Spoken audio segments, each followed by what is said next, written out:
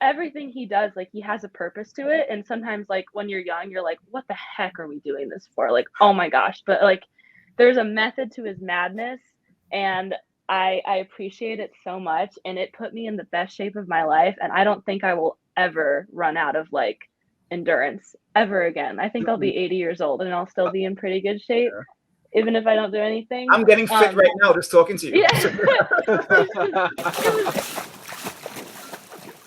Welcome to Social Kick. I'm Brian Lundquist. We got a full crew. I'm on the road. We got Dr. John Mullen, Luke Paddington, and joining us after World Trials, Regan Smith. What's up, Regan? Hi, it's so good to be here. Well, thanks for joining us. I guess let's start with,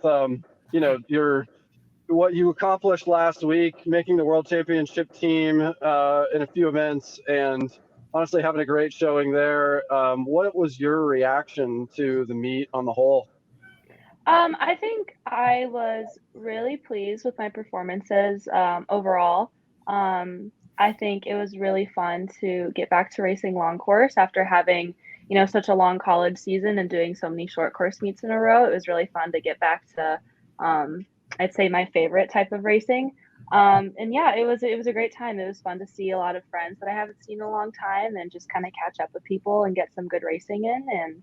And yeah, I was really pleased that I was able to make the team too in a few events. So overall, I'd say it was a really successful weekend, and I was really proud of it. Yeah, definitely. It looked like you had some great swims. Any specific like highlights from you? Like, oh, I paced this so well in this event, other than just like the total time? Any like race strategies or things that really stood out and went well for you? Yeah, I would say my execution of my 200 back was something that I'm really, really proud of. I mean, it's no secret that like I've been struggling with the two back ever since like when I broke the world record in 2019. And that was my third fastest swim ever, only behind my two 203s. And I was just really proud of it. I think that I'm getting like really comfortable with that race again. And I think I'm feeling more confident in it too. And like I know how to attack it more. And I feel like in the past, I just kind of went into it really scared just because I felt all of those like expectations on me after posting that swim that I posted 3 years ago. So I think I'm like very slowly but surely getting back to a great place with that race. And I'm just excited for, what the future holds for me in that event. So it was a great stepping stone forward for me. So I'm really pleased with that race in particular.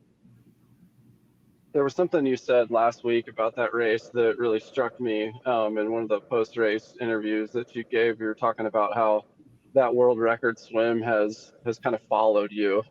And I mean, like that totally makes sense. And it's interesting for me to hear, for somebody as young as you are, to have gone through this arc of, that world record, obviously the 100 that you had in the same meet. And, like, I'm just so impressed by your comments at NCAA's and kind of what you just said now, by kind of where you are mentally with this, because not like the sport isn't totally linear for everybody, and I think there's a lot of people that expect like you break a world record, what's next is another world record, and it's just like it doesn't always work that way, and people do change events, and you're still growing, and longevity is different in swimming now. So like for all of these reasons, it's like, I think that it takes somebody like what you're doing right now, I think, to kind of reset the expectations around like, just when you have a great performance, there can be other great performances, but it doesn't need to track like all in a straight line. Exactly. Yeah, I totally agree with that. I think so many people's expectations on themselves and that other people have on you is just to, yeah, like what's next? Like keep getting better, better, better. And if you suddenly don't have a swim that, people aren't expecting or that you're maybe not hoping for, then, it's just like, oh, like they've fallen off or like, oh, they're not getting better anymore, blah, blah, blah. And it took me a long time to realize that that's just not true. And I still am trying to convince myself of that sometimes. But yeah, it's just so important to realize, like you said, swimming's not linear. Like there's going to be bumps in the road and there's going to be setbacks, especially when you get to the highest level in your sport. And yeah, I'm proud of myself that I've begun to realize that and just be nicer to myself about all of this, because I think for a long time I was really, really hard on myself, and I kept expecting, like perfection from myself. And I think that was another hard part about getting older. Like, when you're a kid, you drop time at like every single race you go to. And I think that was the case for me for a pretty long time up into my late teens. And so it's just important to, again, like you said, it's not linear, like there's going to be setbacks that happen. It's just important to be kind to yourself through that process. So, yeah. I wonder if one day swimming had no times and we just care about placing. Imagine touching a wall and not seeing your time, you're just seeing where you place. Because end of the day, we are competitive against ourselves for time, but also I want to beat John and Brian every day in practice. I don't care what time I do, I just want to beat them, right? And it always happens. But he never does. You never do. No, but in practice, you touch the wall, and that's what you care about. I'll touch them, and how good it'd be if we could just swim and just see that we came first and be proud of that medal, and not approve, not comparing yourself to what you were or what you hoped you would be, but what you were right then. So. Right. And I think that's super interesting too, because like I love that idea. And then at the same time, I'm like, well, wait a minute. Whenever I'm racing, I'm always just trying to be concerned with myself. And I'm never like trying to worry about what the people next to me are doing, because then I feel like I'm swimming outside of my own lane, and I ultimately can't control like what the people around me are doing. So I see both sides, but like I totally see what you're saying, because in practice, I'm like, I don't really care how fast I'm going. It's like, I just want to beat the people next to me, because the people next to me are really talented in practice. And so it's like, well, if I beat them, I'm having a pretty good day. So I see both sides, but yeah, it'd be really interesting. Yeah, Luke's describing his dream of Zen swimming, where times and nothing matter. He can go 2 minutes in a 50 free, and he's just happy as a clam still. But let's go. That's not the real world. I know where you live. What are you saying? Come on now. That's not the real world, though, for elite swimming. And like you mentioned, expectations, internal and external pressures are something that, you've had to deal with for a few years now, right? And we see it all the time with young swimmers coming up, where these expectations are put upon them I think it's growing with all the online stuff that we have nowadays. What type of pressures externally do you feel like you've had to deal with? And are there any things that, you could give advice for other people that may go through this in the future? Yeah, I just think like within the swimming world, and I don't even have to see stuff in particular to like know that there's like people who have expectations for me.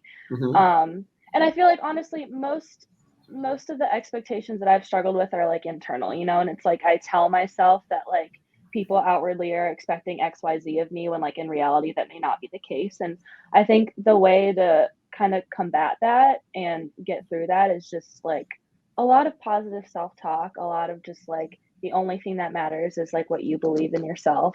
And it doesn't matter what external opinions, what other people may be saying about you. And I know that's so much easier said than done. Like, I'm just like, yeah, like I need to take my own advice when I'm saying this, but it's just so important to just focus on yourself. And if you need to like delete social media or don't go on certain websites that like you may read things or see things that you like don't want to read or see. And if it gets to a point where you just feel like you're not in a place where you can push away those thoughts yourself, and it's just important to talk to someone. And I feel like that's something that also took me a super long time, because I was like, oh no, like I can figure this out. Like I can handle this myself. I've always been pretty independent when it comes to swimming and things like that. And I think just this year I realized like, okay, there's nothing wrong with talking to someone. And if anything, it's better for you, and it's better for your mental health and your relationship with the sport. So I found that's helped me a lot as well. But yeah, it's just, you can't worry about what other people think. And that's such that's such common knowledge, but then I feel like no one actually does that. And I don't actually do that, but it's just important to try, I guess. So, yeah. It's all about just trying to be better each time, right? Yeah. Because obviously we all have missteps, and especially when it comes to mental things, right? Thoughts come in, thoughts come out. We're going to be exposed to these different things. Now you mentioned working with people to help out with this. Could you tell us more about kind of your support staff that you're utilizing to continue to improve on these areas? Yeah. So I've been working with Shone, who's on the USOPC sports psychology staff, and he's been great. And I just have had, a few sessions with him here and there, just talking through, how I feel going into racing and how to block out, those external pressures that I'm feeling, or even internal pressures that I'm feeling on myself. And his biggest thing for me has just been, positive self-talk, and sometimes even like leaning into those feelings instead of trying to push them away, like those feelings of doubt or those feelings of, worrying about the pressures that you're experiencing. He said that it can be really beneficial to actually like lean into them and try to figure out like where it's coming from, and just trying to, form like a relationship with it instead of like trying to push it away, because pushing it away just kind of like prolongs the problem. And so I found that was really helpful to me this past week, and just trying to lean into my nervous feelings or to my anxiety about racing or feeling pressure or anything like that. And I found it made it a little bit easier to cope with. But yeah, it's definitely a work in progress for sure. Like I think it'll just get better with time and with more sessions, and as I get older too and learn more about myself and how best to deal with things around competing and things like that. So have you learned to recognize some of these triggers? Like, do you know that these are the moments that are going to trigger it off? Like, you start to yawn before your race, or you're talking too much, and therefore you recognize the triggers. And do you have specific actionable things that you do, like talk to yourself, say a word, put on track, go outside, get a fresh air? I don't know. Do you have triggers and actionable things that you do so far? Yeah, honestly, that's something that I've still been trying to figure out. I don't have any specific things where I'm like, oh, I know that like this will be bad for me and here's what I can do to fix that. So I think that's part of my work in progress. I'd say like the biggest thing, like, I guess like if I just feel any general, feelings of anxiety or nervousness come on, I think my biggest thing forever, like long before I started working with Sean, was just like positively talking to myself. I think, like in swimming, it's an individual sport. And so you have to be your own best friend, because like during the race, like you only have your own thoughts to deal with and work with. And so I really, really try to be a good friend to myself and have a good relationship with myself, and, try to tell myself that I can do it, even if there's another voice in the back of my head telling me that like, maybe I can't do it. So I'd say my biggest thing is just like positive self-talk with myself. That helps me a lot. Have you considered talking to Sierra Schmidt about incorporating some of her dance routines? I unfortunately can't dance, but honestly, watching Sierra before I race, it does help lighten the mood a lot. Like I wasn't competing on the last day of the meet, but watching them it was the mile, it just put me in the best mood. Like she's just so silly and goofy with her dances, and you can tell she's having the absolute best time. And talking to her like before or after races, like she's just so happy to be there, and she's a very positive light, and that makes things like more lighthearted, I think, for me as well, and I think for anyone that she talks to. It's just like, it just makes it more fun. So yeah, but no, personally, I don't think I could pull that off, to answer your question there. Well, right. It would cause me anxiety. I would be more nervous to do that. That Right? Takes a lot of confidence. It does, but she executes it so well. Oh my gosh, one of a kind. And I was talking with a high school swimmer this week, and we were talking about walkout music.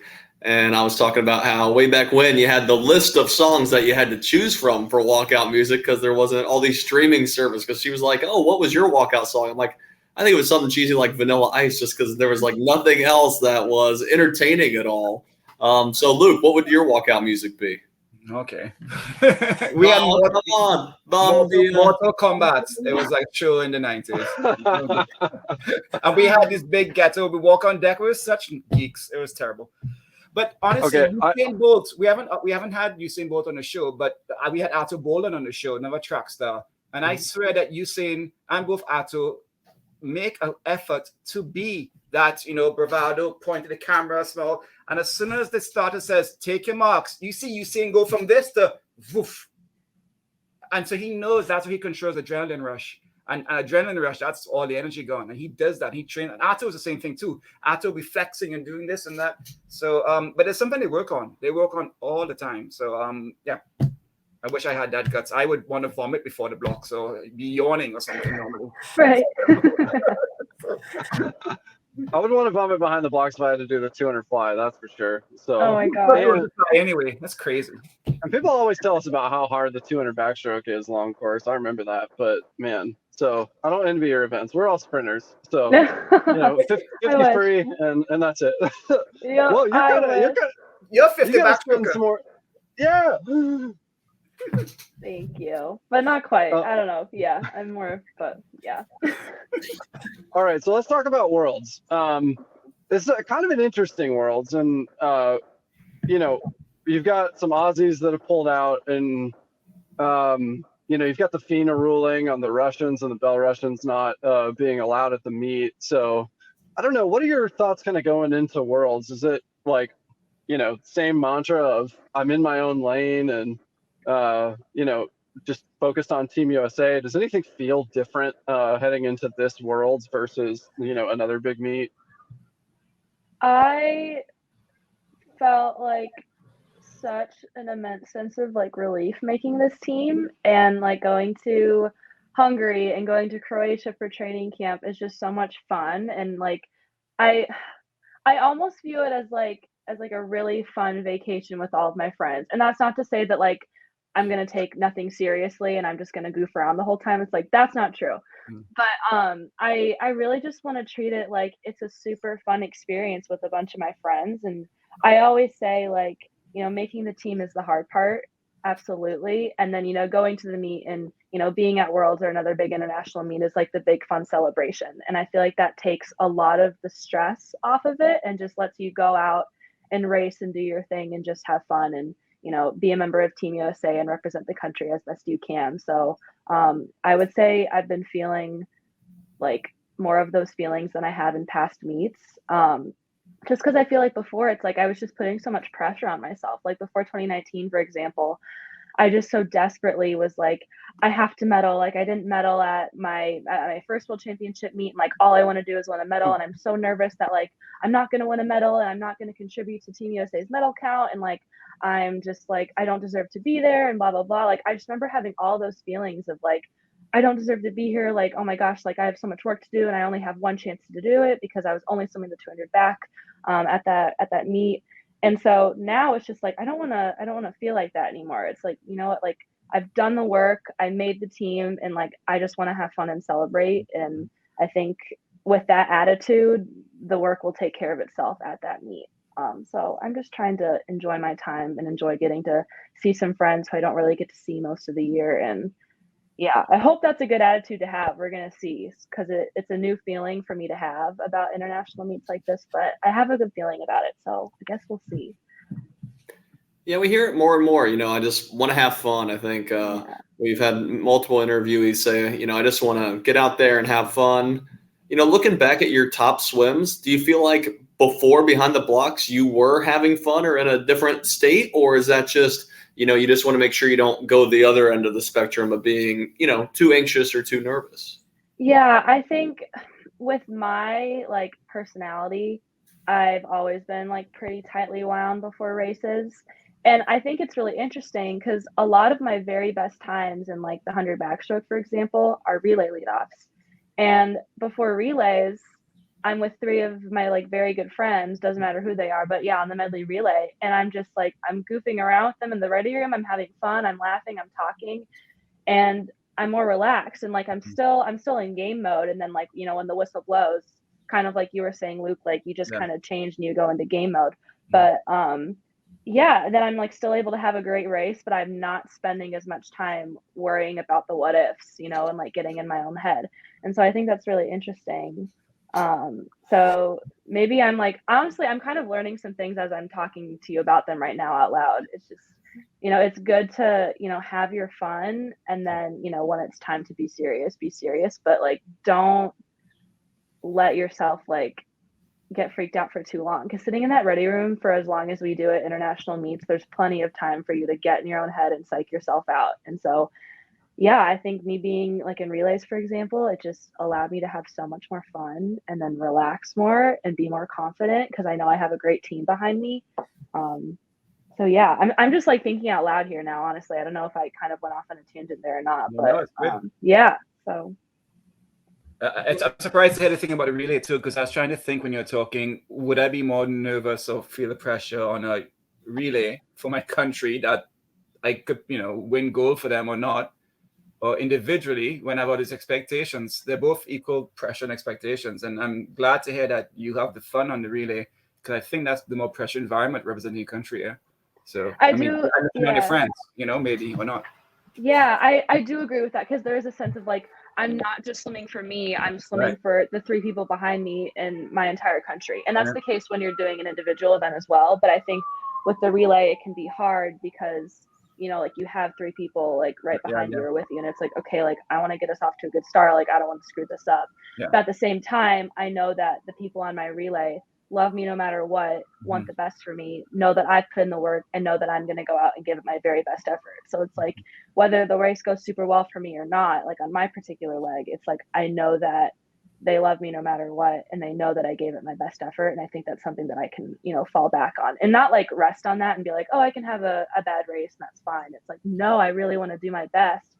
And I feel like it motivates me even more to do my best, because I know how much the people behind me, love and respect me and know that I'm capable of something great. So again, I see it both ways. It's like you feel more pressure, but you also feel a lot more love and confidence because you have the people behind you.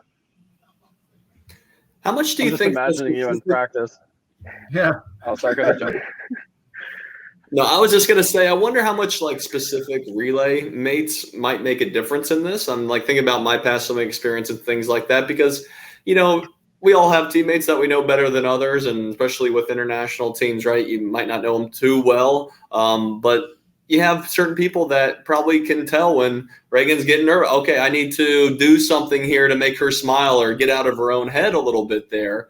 I know I would do certain things with teammates because I'm like, oh God, this guy's starting to freak out. I need to, make fun of him and get him to loosen up a little, right? So I'd love your perspective on who the relay mates are and if you think that matters or not.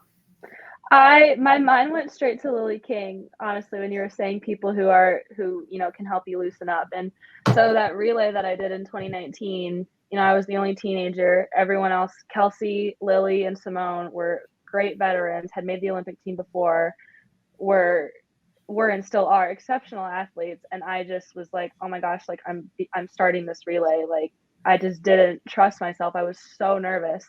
And Lily is just so good at being like, girl, like relax. This is so fun. Like you're amazing. Like she's just great at that. And she's always been so good to me. I really view her as like a big sister. She's just, I can't even really put it into words, but she does like such a good job of being like, this is fun. Like chill. Like you're great. Everything's going to go great. Just do what you do and we're going to have a great time. So yeah, my mind went to her immediately, but I don't think there's any bad person that you could be on a relay with.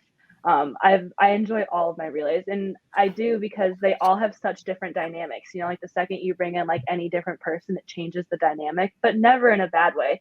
It's just very interesting how like 4 different people can connect in such a way, and then 4 different people can connect, and you become really close with your relay mates, even though you're only swimming with them for like 4 minutes. But it's fun no matter what. And I think that having 4 different minds and personalities and mentalities together really, really helps, I think, no matter who those 4 people are. You hear that, John and Brian? Regan, these 2 have been on a few relays with me, and our relays have lasted 3 hours, guys. 3.5 hours. We crossed Lake Tahoe, and they were not no help to me. I'm from the Caribbean. I'm about to jump in freezing cold water with no wetsuit, and they were like, they didn't say any support. I've heard great things about that relay. Oh my god, it's the best relay. It's the best. Yeah, you got to do it, and you're in the area. So, I had a question actually about that 20. It was 2019, right? When you swam the 2 back individually, and then they put you on the relay for the 100.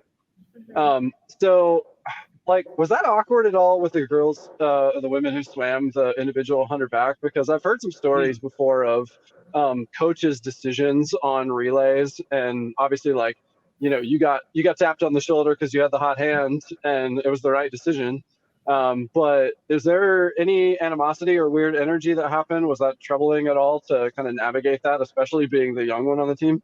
Yeah, absolutely not. And thank goodness. It's just everyone on that team is so good at just being classy and professional and supportive. And I think something that people do a really great job of on USA trips is they're incredibly selfless and they just want to do what's ultimately going to be best for Team USA. And that's always been my mentality. And I think that I've learned that from the veterans that I've been on trips with. You know, they're just very much like USA first, whatever is best for the team. I'm 100% supporting. And so that was basically what happened. And there were no hard feelings or anything. And everyone was so supportive. And, you know, it was Kathleen and Olivia, and they were just so supportive. And I look up to them so much, and they believed in me. And it worked out really, really well. And they handled it really great and were so great to me. And yeah, I think it just all goes back to that idea of like Team USA first and whatever is the best option for the team. Yeah, I mean, while always competing for medals, there's a lot at stake, but you know, happy to hear that that's what the energy is like, because it, you know, there are some stories of it having gone the other way with coaches' decisions, unfortunately, but it's usually between the athlete and the coaches on the decision, you know, to be left off the relay or something, not so much athlete to athlete. So I think that's really special about Team USA is that it's, you know, it's one of the international swimming teams, and I don't think that there's a ton of them that have this sort of like unity and camaraderie because of the rich history. Yeah, that's why it's a privilege. So earlier I was imagining you at practice saying to Greg, like, Greg's, you know, trying to get you fired up to do something, and you're like, listen, Greg, I'm just happy to be here. Okay, I'm just thankful for the opportunity. You just calm down. No.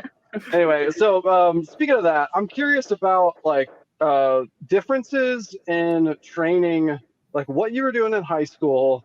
What's the transition been like to swimming in college, and like what has remained that you've pulled from training that's worked for you, and what have you done, like what have you been doing differently that was something that you hadn't done before but's really working? Yeah, so I think I got lucky. I love both styles of training that my coach Mike had in high school with me. Or I joined his club in seventh grade, so seventh through my gap year, I suppose, so 6 years, and then with Greg. I really like it both. They're very different, honestly, and so that was a really kind of fun transition to make. And I think I was lucky with Greg that, you know, I would get a taste of his training style every summer when I was on a trip with him, because I'd typically be coached by him when I was on those trips. But with Mike, he, you know, believes a lot in, you know, aerobic capacity and, you know, having an endurance base. And so I did a lot of yards in high school. Like I just, and you know, when you're doing it in high school, like you think it's normal and like that's what everyone's doing. And then, you know, as I started making trips and, you know, started meeting people from across the country and like talking about like, you know, how many yards we do or the sets we do, like I just realized like, wow, like I'm kind of doing a lot for like a 200 and below person. Like, oh my goodness. But give us an I example. really, What would, like, how many yards in a practice or in a week, and like what are some of the sets maybe?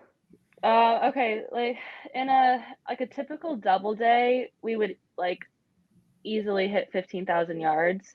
So we'd have like a morning practice that was like 70 minutes long, and we do between 5,000 yards and 5,500 yards, which I think is dense. Like that's a lot of yards in 70 minutes. Mike was great at just like plowing through stuff. And at afternoon practices, we'd always be anywhere from 8 to 10K on a double day. And, you know, sometimes we'd get upwards of like 11 or 12K. That was pretty rare, but like, oh my gosh, insane to look back on. And like we'd have Christmas practices that whole week between Christmas and New Year's. We would have 4-hour practices. He didn't make us double during those breaks, but we would practice from 7 a.m. to 11 a.m. and we would just get absolutely destroyed. And now that I'm like through it, I can look back and like laugh and be like, wow, like I did that. Like that's kind of a flex to think about the stuff we did. And it's like, it's interesting. The specific sets are like leaving me right now, but I don't know. Like we do like 400 fly, for example, and we just like get hit with like a billion of those, or like 600 IMs just randomly. Like he just loved to like throw some really like horrible things at us, or like we do like 1,000 freestyle for time. Just one of his favorite things to do was like a 5,000 freestyle for time. Like we just get hit with that. Get our swim. Yes, 5K. What? Yeah. Everyone's favorite, right? Yeah, and he's just but everything he does, like he has a purpose to it. And sometimes like when you're young, you're like, what the heck are we doing this for? Like, oh my gosh. But like there's a method to his madness, and I appreciate it so much, and it put me in the best shape of my life. And I don't think I will ever run out of like endurance ever again. I think I'll be 80 years old and I'll still be in pretty good shape, even if I don't do anything. I'm getting fit right now just talking to you. Yeah. it was so cool. And so I think going to Greg and Tracy, it was a lot of quality and a lot of like, okay, we're doing this to help specifically with your 200 back or your 100 back. And there was a lot more like explanation behind doing things, which I appreciated. And it was a lot more pace stuff, where with Mike, he'd be like, okay, we're going to go fast here. But, Greg and Tracy would be like, okay, like we want this to feel like your pace for your 200 or, whatnot. So it was very different transitioning over, but like super fun too, to try new stuff. And like I use a lot more equipment here, which is super fun. And we use power towers a bit more and parachutes a bit more and things like that. So it's very different, but I've definitely enjoyed both of them. And I think, in the moment with Mike, it's like, I didn't always really love it because it was so freaking hard. But then moving on, I like am able to appreciate both now. It's like, okay, like I totally see why, Greg and Tracy are doing what they're doing. But now looking back, it's like, like I get what you're doing, Mike. Like I understand, like, the method. So I really think that doing more than one training plan and like being under more than one coach has really made me appreciate training as a whole. And I've also become a believer in like, if you like what you're doing and you trust the coaches and you trust the process, then like you're going to be fine no matter what training you do. Because I think so much of it's just mental. And I think that, all good coaches know what they're doing and they just have different methods to their madness. And I think that's been really cool for me to realize. But yeah, so I hope that wasn't too long-winded of an answer, but yeah, I really enjoy both. That's all. No, that's great. All I can imagine is a club coach going, all right, 600 flies, all out. And I mean, I want these all out. I don't want you slacking here. Yeah. Everything's all out. It's like a master's workout. Everything's split. Oh my goodness. Yeah. There were just some practices where I'd look at the set and I'd look at him and I'd just be like, what are you doing? Like, what is going on here? There were some times where I'd just look at the set and I'd cry because, I can be a little dramatic sometimes, but I am glad that I'm in a place now where I can look back and like genuinely like be happy and like have fond memories of it. Because I think especially like with your teammates, like it makes you closer, like going through that kind of pain together over and over and over again. It's like I have really fun memories. I've made some of my best friends on that club team. So yeah. John, I think that's my number one pet peeve is coaches using fast or the word fast loosely.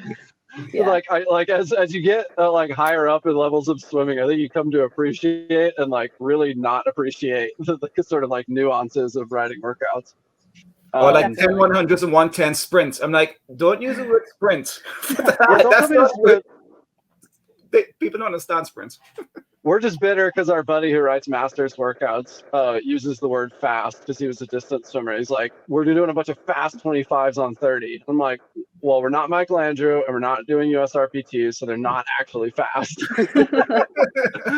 Like, if you want me to go fast, they're on 90 seconds. So stop. Right. I want to ask you about strength training too, and because, well, first, like, was that a component at all in high school? Was it like kind of dry land stuff, and then has that been an adjustment for you? How big is that in your training now, and kind of to the extent that you're comfortable sharing, have there been some like physiological changes that you've had to work through as you've gotten stronger? Yeah, definitely. So right when I switched to Riptide in 7th grade, we were doing like dry landy stuff. So like box jumps and pull-ups. I loved pull-ups. I've done pull-ups forever. It's like one of my favorite exercises, and lunges and med ball stuff and running. We ran a lot in high school. And so like 3 times a week we do like a 5K run. which was a lot. But yeah, so that was most of my stuff in high school. And then I started working with a personal trainer like halfway through my junior year of high school. It was like 2018. And she is wonderful. And I still work with her when I go home, like from school, like this year. And she has a CrossFit background. And so that was, very different from, what most swimmers are used to in terms of strength and conditioning. And it was a ton of cardio and a lot of like either lightweight stuff or body weight stuff. So like, for example, we do like 30 cals on the skiing machine, and then we do like 20 goblet squats with like a lightweight. And then we do like some sprints or, I'm like forgetting stuff now because every time I'd see her would be like a very new and different workout. She was so creative, and it was a lot of really fun stuff, but it was a lot of cardio. Like my heart rate would always like get to like 180 or 190 like in a session with her. It was tough. And so now going to school, we've transitioned a lot more into the strength side of things, which was very different for me. And it's kind of funny, like I always thought I was really, really strong until I got to college, and I'm lifting like the lightest on the entire team. Like I just can't hang with these like other freaking strong girls. Like it's insane. So yeah, that was something I was really new to. Like I'd never used a barbell before getting to Stanford, and I was always used to incorporating a lot of cardio into my like strength workouts. And so that was new because we focus a lot more on, like static movements instead of cardio, which I kind of enjoy because I think it helps me stay fresher in the pool. It's like I focus on cardio in the pool, and then I'm able to just focus purely on strength outside of the pool. So yeah, it's been super different, but again, it's like I've really liked both styles because they're just so different, but I really have an appreciation for both now that I've done two very different things. And I haven't noticed too much of a change. I would just say I've definitely I've noticed more muscle than I have had before, but nothing too crazy, honestly. But yeah, I mean, I really like both, but yeah, very different going from Has high your school to stroke college. changed at all? Have they worked on your backstroke entry or your rotation? Is your fly?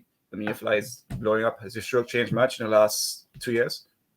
Honestly, no. I mean, yeah, not that I've really noticed. Like, there haven't really been any huge technical things that we've had to work through or anything like that. Yeah, honestly, boring answer, but yeah. No. Your stroke's beautiful. So yeah, I don't. Thank you. Good. Cool. I'm curious about just like training group changeover. You guys are, I think, kind of in a bit of a transition period right now. You had a small group at trials with you and Tori, and then then also Claire killing it and incoming. But then you had recently some, I guess I'll call it turnover, but I guess at the top of my mind is just like, Brooke 40 kind of moving on, and then Ledecky moving to Florida. And I'm just curious, like, kind of what's the culture like right now as kind of the old guard is shifting out or moving on, and like, does it feel like there's a shift, or is that just what the outsiders see?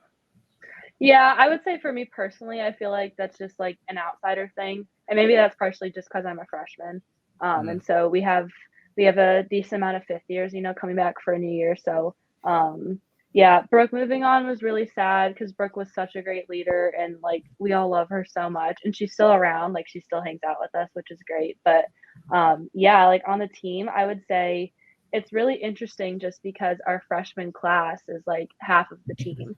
So I would say like the biggest shift was just at the beginning of this season, when nine of us freshmen came in the doors in September. I think that changed the dynamic a lot, but again, it's like I don't know what it was like before that. But from the upperclassmen, I've just heard that like the team has been more cohesive than it's been in like a really long time, which I think is a super great thing, and I think that's great for the future of our team. And it just makes me excited for our incoming class to come in the fall, because again, it's a very big class. There's like 8 or 9 of them again, and it'll change the dynamic again a lot, but I think it'll probably continue to change it for the better. And yeah, so I haven't really noticed a huge shift, but I'm really curious to see how things kind of start to change when this new class comes in. I'm excited though. I'm really excited. Well, now that you have some, Stanford under you on the farm, what are some things you hope to instill with the, freshmen coming in for next year and beyond? Like culturally wise? Yeah. Or yeah. Oh, I would just No, I won't say what I was going to say. Continue. okay. I just think that we all have had such a great attitude. Like I think it can be really easy in swimming to be, kind of negative sometimes around sets or like if a meet doesn't go as well as we want it to. But I think our team has done an amazing job of being very positive and having a really great outlook. And just having the team's best interest at heart and like thinking really positively about things. Because I think if one person starts to have a negative attitude, it can really drag down a lot of people really quickly. And so I'm really proud of us because, every team faces adversity. With adversity on our team, I think we've done a really great job of, bouncing back and really working to, push each other up and continue to, do our best and be as positive as we can be. And so that's just something that I want to keep working on because, I think as soon as, one person starts to kind of lean the other way, it can really drag down the group. So we've done a great job of that this year. And so I think that's just an important thing to keep in mind in future seasons. I got a question about. Go ahead. Yeah, go ahead. No, you mentioned about the team that. How come you didn't go to the White House yesterday? Because I have school. I wanted to go so bad. Oh my gosh, the FOMO. Oh my gosh, you don't even know. But yeah, Tori and I both didn't go because like Tori has math that's been really tough and demanding, and I'm in this writing class that's just like a lot is going on, and so it didn't really make sense for us to like if we had gone to the White House, we probably would have just stayed in Greensboro for an extra day or two because it doesn't make sense to do the 5-hour flight home and then the next day turn around and do a 5-hour flight back. So we would have had to just stay in Greensboro and do whatever and then go to the White House and then fly all the way back here. But then at that point, that would have been like 8 or 9 days of school missed. And I think we would have just like died, honestly. So I was so sad. You didn't even know. Like, oh my gosh, seeing the pictures, I was so sad. So know that I wanted to be there. But. When Brian went, did you tell me you put graffiti on the White House? Because you went in 2008, right? And met. No, I remember. Actually, no, I did go to the White House twice. It was Bush both times, but which will date myself. But yeah, I remember us giving him like a Speedo and him holding up this like teeny little Speedo. The only thing that I did was I took napkins with the presidential seal on them. Yeah, they were free. Oh. And they're hunting you down. Watch out. Well, speaking of hunting down, it was actually crazy because like, well, I don't know if any of the athletes showed some of this yesterday, but like when you're taking pictures as a team, at least when we were there was like they set us up on the stairs, and then you're kind of waiting so the president could come in. He takes the photo op, and then he leaves within 2 minutes. But like we could tell when he was about to come out because there were these guards with machine guns that just sort of like emerged from the bushes, and it's like Rambo out there with a fully automatic rifle and like the wraparound Oakleys and headphones in, and it's just like, oh man, it's business now. And then sure enough, like Bush walks out a couple minutes later. You're like, oh man, like I don't know, we weren't thinking about doing anything, but it's just like this is legit. I don't know. Anyway, that's my story, I guess. Good story. Yeah, cool. Thanks for the follow-up. Yeah, really handled that one. Okay, Regan, we got a few rapid-fire questions for you to finish up. Okay. You ready? I think so. Cool. What's the hardest race in swimming? Probably 400 IM. I don't know. I'd say 2 back, but I don't think that'd be a popular answer. How about the 2 fly after the 2 back, which is crazy. Ooh. I'd rather do the 2 fly second, I think. Wow. What is the hardest double in swimming? Oh, I don't know. I mean, I'm just thinking about my 2 back, 2 fly double at NC's. That wasn't very fun, but gosh, I don't know. These are hard questions. That didn't look fun. I would not want to do that double. Indoor backstroke or outdoor backstroke? Indoor backstroke. Ooh, controversial. You said you're the pull-up master. How many pull-ups can you do? Max, one set. I haven't done that in a long time, but I remember being in the 8th grade and I did 12. So I haven't tested my max in a long time, but I did 12 as an 8th grader. And legit, right, when you do them this afternoon. Not the CrossFit stuff, right? Oh yeah, no kidding. Okay, not the stringy circus act things. Okay. Yeah, no, yeah. Walk into weights this afternoon and go, okay, here's the WOD. Max one set. I'm out. Okay. If you could be a Winter Olympian, which sport would you do? I would love to do ice skating. I couldn't do it, but like if I could, that would be so cool. Because I took ice skating lessons as a kid, so I really think that'd be really cool. I love watching it. So figure skating, not speed skating. Yes, figures. Sorry, yes, yeah. Yeah. Okay. Skating. Just clarifying. Topic. Yes. Important. Thank you. What's the most Minnesota phrase that you use? I say oof a lot. What's oof mean? Just like oh there, like dang. Hot dish. Yeah, or like yeah. If you get insulted, you could say oof, or like if something like kind of tough happens to someone, you can be like oof, like that sucks. Like I don't know. Yeah. Sorry, Canadian too. Okay. If you could have dinner with anyone that's no longer alive, who would it be? Oh, this question.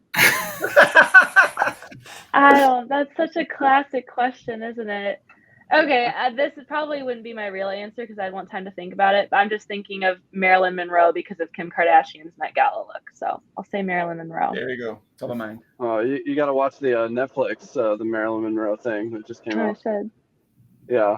Do you pee in the pool? Yeah. I feel like everyone does. Right? I hope. Hey, some people say no. Oh, anyways. According to your Wikipedia says that your nickname is the Riptide Rocket. So who calls you that?